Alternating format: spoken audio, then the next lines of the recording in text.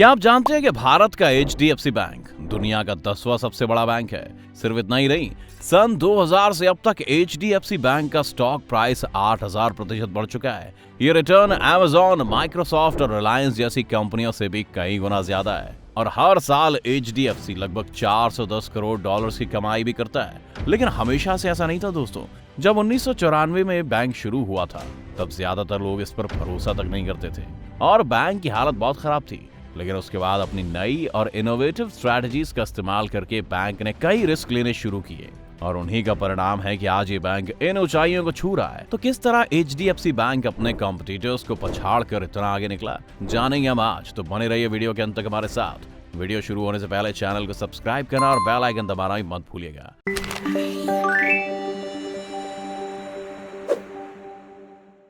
तो पहले देखते हैं कि आखिर एक बैंक कमाई कैसे करता है। एक बैंक के पास जितना भी पैसा आता है वो उन लोगों से आता है जो उसमें अपना पैसा जमा करते हैं, और लोगों को पैसा जमा करने के लिए एनकरेज करने के लिए बैंक उन्हें ब्याज भी देता है। अब जब बैंक के पास ये पैसा आ जाता है तो बैंक इसी पैसे का इस्तेमाल करते हुए बाकी लोगों को लोन देता है और उनसे ज्यादा ब्याज वसूलता है। अगर एक डिपॉजिटर को बैंक 1 से 3% तक का ब्याज दे रहा है तो लोन देने वाले इंसान से वो 10 से 12% ब्याज लेते हैं, और इसी में जो एक्स्ट्रा पैसा बैंक के पास आता है वो उनकी अपनी कमाई होती है। 1994 में जब HDFC बैंक की शुरुआत हुई तो हर्षद मेहता स्कैम को गुजरे 2 साल ही हुए थे। इसके अलावा भी उस वक्त काफी बैंक्स ऐसे थे जो अपने कस्टमर्स का पैसा लेकर फरार हो जाते थे, जिस वजह से लोग एक नए बैंक पर भरोसा नहीं कर रहे थे। और HDFC के पास डिपॉजिटर्स की कमी थी। डिपॉजिटर्स की कमी यानी लोन देने के लिए पैसों की कमी, यानी कम कमाई। HDFC को जल्दी कुछ करना था और इसीलिए उन्होंने मार्केट में कमियां निकालनी शुरू की, जिनका फायदा उठाकर वो अपना बिजनेस बढ़ा सकते थे।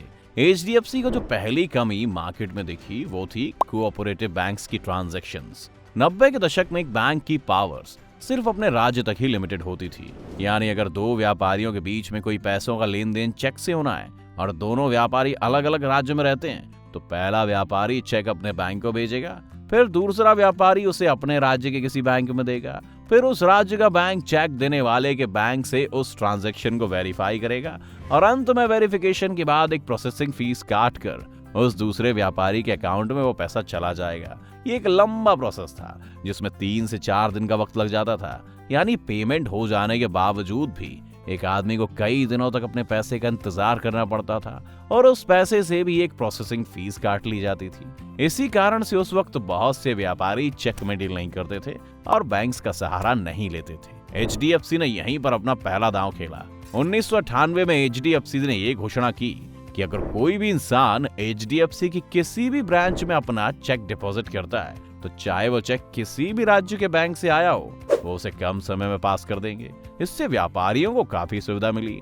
इस प्लान को काम में लाने के लिए HDFC बैंक ने बाकी बैंकों से ये भी कहा कि वो अपना कुछ पैसा HDFC में जमा कर दे ताकि वो उसी पैसे से उनके चेक्स का भुगतान कर पाए। इस पैसे पर HDFC को कहीं भी ब्याज नहीं देना पड़ता था। ये पैसा बिल्कुल इंटरेस्ट फ्री था।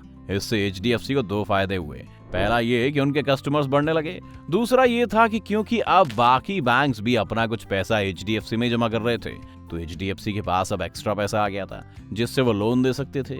इसके बाद HDFC ने मार्केट में दूसरी खामियों की तरफ नजर दौड़ानी शुरू की।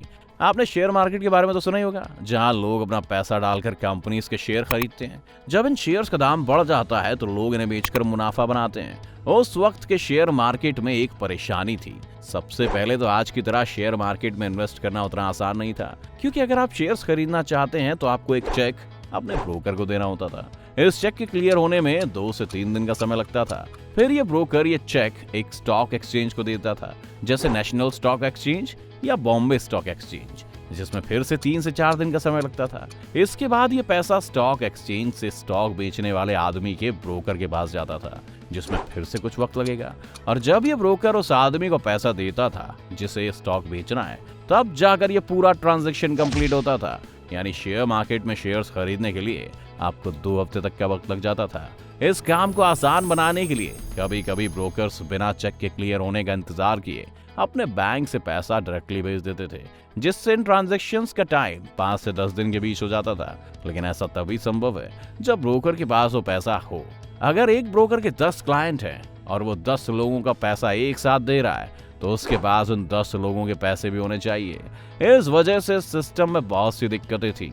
HDFC ने इसी सिस्टम को बेहतर करने के लिए एक नई टेक्नोलॉजी का इस्तेमाल किया, माइक्रो बैंकर। ये एक ऐसा सिस्टम था जो ऑनलाइन पैसे ट्रांसफर करने के लिए बना था। उस वक्त तक भारत में बैंकिंग के लिए इंटरनेट का इस्तेमाल करना काफी नया था और कोई भी इसे बड़े स्तर पर इस्तेमाल नहीं कर रहा था। बैंक एक दिन में हजारों करोड़ की ट्रांजैक्शंस करता है और इसके लिए इंटरनेट पर भरोसा करना उस वक्त एक काफी रिस्की स्ट्रेटजी मानी जाती थी।